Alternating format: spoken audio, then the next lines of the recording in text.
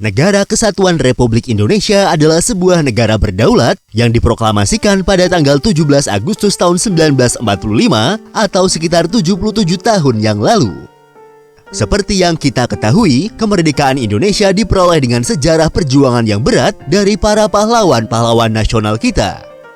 Sedikit berandai-andai, bagaimana jika timeline sejarah Indonesia ini berubah? Apakah akan ada negara Kesatuan Republik Indonesia seperti yang kita kenal saat ini? Atau akan ada alternatif Indonesia lain? Pada video kali ini, kita akan mencoba memberikan alternatif Indonesia lain seandainya timeline sejarah berubah. Apakah alternatif ini akan memiliki nasib yang lebih baik atau justru sebaliknya?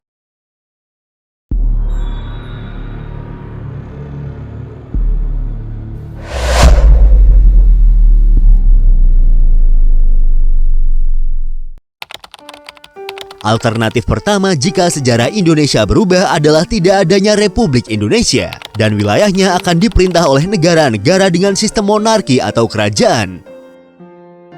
Hal ini bisa saja akan terjadi jika bangsa Eropa tidak datang dan menjajah Nusantara. Jika bangsa Eropa tidak pernah menjajah, kemungkinan wilayah Nusantara akan memiliki ekonomi yang lebih maju. Sejarawan Andi Ahdian yang akrab dengan metode kontrafaktual memberikan penjelasan mengenai bagaimana seandainya Indonesia tidak pernah dijajah.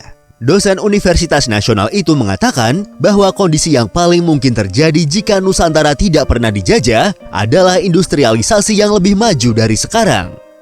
Beberapa kawasan pesisir Nusantara dinilai akan maju pesat akibat perdagangannya. Hal ini disebabkan karena letak geografis wilayah Nusantara yang berada di jalur perdagangan dunia.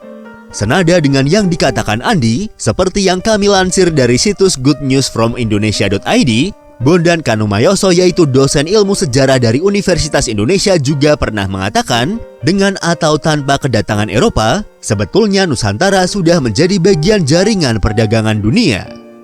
Namun ada sisi negatif jika Indonesia tidak pernah ada. Seperti yang kita ketahui, dalam sejarahnya wilayah Nusantara ini dikuasai oleh berbagai macam bentuk kerajaan, dari kerajaan-kerajaan kecil hingga kerajaan yang lebih besar.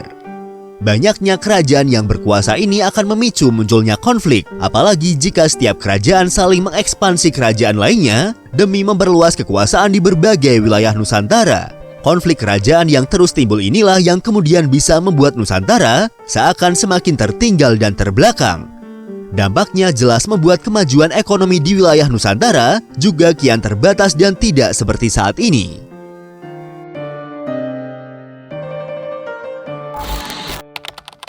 Alternatif yang kedua jika sejarah berubah adalah Indonesia akan menjadi negara berhaluan kiri. Hal ini bisa saja terjadi jika pemberontakan PKI 1948 tidak berhasil dipadamkan dan kemudian keberadaannya tidak dilarang pada tahun 1966. Kemungkinan hari ini Indonesia adalah salah satu negara sosialis di dunia setelah berdirinya Republik Soviet Indonesia. Republik Soviet Indonesia adalah sebuah negara yang dibentuk oleh kelompok oposisi sayap kiri yang dikenal sebagai Front Demokrasi Rakyat atau FDR selama periode Revolusi Nasional Indonesia. Setelah kehilangan kekuasaan dalam pemerintahan pasca perjanjian Renville, kelompok politik beraliran kiri yang bertokohkan Amir Syarifuddin menggerakkan rencana mereka untuk menghimpun kelompok politik beraliran kiri lainnya dan membentuk Front Demokrasi Rakyat. Front Demokrasi Rakyat sendiri terdiri atas partai-partai berhaluan kiri seperti Partai Komunis Indonesia, Partai Sosialis, Partai Buruh Indonesia, Sentral Organisasi Buruh Seluruh Indonesia atau SOBSI, dan Pemuda Sosialis Indonesia atau Pesindo. Tujuan utama dari kelompok ini adalah untuk melakukan percepatan revolusi. Namun rencana ini nantinya berujung menjadi pemberontakan yang dikenal juga sebagai pemberontakan PKI Madiun tahun 1948. Republik Soviet Indonesia didirikan pada tanggal 18 September tahun 1948 di kota Madiun. Dengan Muso Munawar yang menjadi ketua PKI saat itu menjabat sebagai presiden dan Amir Syarifuddin menjabat sebagai perdana menterinya. Pemerintahan Republik Soviet Indonesia adalah perwujudan nyata dan percepatan cita-cita kelompok politik kiri terutama PKI di Indonesia yang menginginkan adanya revolusi penuh layaknya di Uni Soviet pada tahun 1918. Setelah beberapa bulan konflik bersenjata, upaya pendirian negara berhaluan kiri tersebut berhasil seluruhnya digagalkan oleh pemerintah Republik Indonesia pada bulan Desember tahun 1948 dengan sebagian besar pemimpin dari organisasi yang tergabung dalam FDR ditahan dan dieksekusi mati.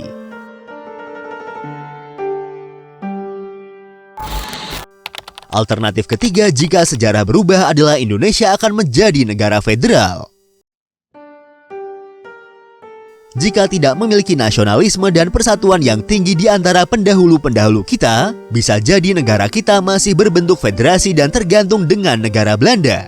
Hal ini karena berdirinya negara Republik Indonesia Serikat. Republik Indonesia Serikat atau yang disingkat dengan RIS adalah sebuah negara republik parlementer federal di Asia Tenggara yang pernah berdiri antara tanggal 27 Desember tahun 1949 hingga tanggal 17 Agustus tahun 1950. Republik Indonesia Serikat terbentuk setelah Belanda secara resmi menyerahkan kedaulatan Hindia Belanda pada tanggal 27 Desember tahun 1949. Negara ini merupakan perserikatan antara Republik Indonesia dan negara-negara yang dibentuk oleh Belanda di Nusantara dari tahun 1946 hingga tahun 1949. Dalam strukturnya, Republik Indonesia Serikat ini terdiri dari 7 negara bagian, 9 negara otonom, 1 distrik federal dan 3 daerah swapraja. Adapun 7 negara bagian yang membentuk Republik Indonesia Serikat antara lain adalah Negara Republik Indonesia, Negara Indonesia Timur, Negara Pasundan, Negara Jawa Timur, Negara Madura, Negara Sumatera Timur, dan Negara Sumatera Selatan. Federasi Republik Indonesia Serikat sendiri lahir sebagai hasil kesepakatan 3 pihak dalam konferensi meja bundar, yakni Republik Indonesia, Majelis Permusyawaratan Federal, dan Belanda. Kesepakatan tersebut disaksikan juga oleh United Nations Commission for Indonesia atau UNCI sebagai perwakilan PBB. Sebagai salah satu hasil kesepakatan dalam konferensi meja bundar, Republik Indonesia Serikat bersama dengan Kerajaan Belanda tergabung dalam Konfederasi Uni Belanda Indonesia yang dipimpin oleh Ratu Belanda. Sejak awal, pembentukan negara dengan sistem federal ini ditentang oleh mayoritas masyarakat Indonesia, terutama dengan kekuasaan teratas dipegang oleh Kerajaan Belanda yang dipandang sebagai upaya kolonial Belanda agar tetap dapat mempunyai pengaruh di Nusantara. Dalam perkembangannya, satu persatu negara bagian Republik Indonesia Serikat yang dibentuk oleh Belanda ini menggabungkan diri ke dalam negara bagian Republik Indonesia. Setelah terjadinya penggabungan tersebut, Republik Indonesia Serikat terdiri dari 3 negara bagian saja, yaitu Negara Republik Indonesia Proklamasi Yogyakarta, Negara Indonesia Timur, dan Negara Sumatera Timur.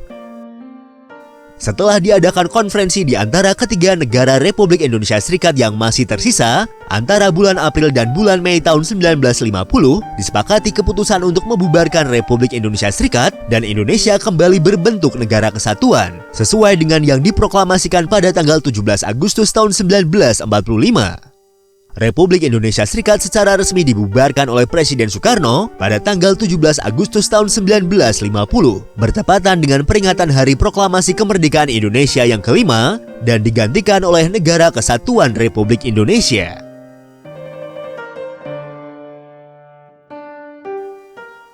Alternatif keempat jika sejarah berubah adalah Indonesia akan menjadi bagian dari Konfederasi Bangsa Melayu yang lebih besar yang dikenal sebagai Mapielindo. Hal ini bisa saja terjadi jika Presiden Soekarno tidak melakukan konfrontasi melawan Malaysia. Mapielindo merupakan kependekan dari Malaysia Filipina Indonesia yang didirikan di Manila pada tanggal 5 Agustus tahun 1963 berdasarkan gagasan Presiden Filipina Diosdado Macapagal. Tujuan dari Konfederasi Mapielindo adalah untuk menggalang rumpun bangsa Melayu dengan kerjasama di bidang politik, ekonomi, sosial, dan kebudayaan untuk menjamin kestabilan dan keamanan di Asia Tenggara. Selain itu, munculnya organisasi tersebut dinilai sebagai langkah untuk menyelesaikan konflik antara Filipina dengan Malaysia dan konflik Malaysia dengan Indonesia. Namun sayangnya, organisasi ini mengalami kegagalan pada waktu Malaya menjelma menjadi Malaysia dan Indonesia di bawah pemerintahan Presiden Soekarno yang melakukan politik konfrontasi dengan Malaysia.